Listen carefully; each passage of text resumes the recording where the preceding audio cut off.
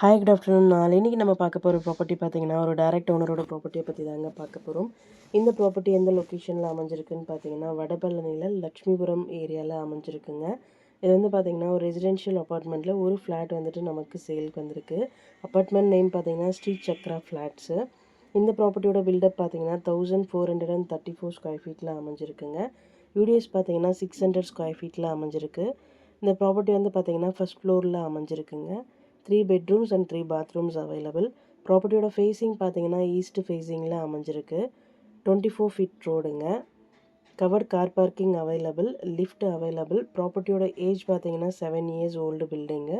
இந்த ப்ராப்பர்ட்டியோட ப்ரைஸ் பார்த்தீங்கன்னா 1,75,00,000 சொல்கிறாங்க. ப்ரைஸ் நெகோஷியபிள் உண்டு. டைரெக்டாக ஓனர் மீட்டிங்கில் பேசிக்கலாம்.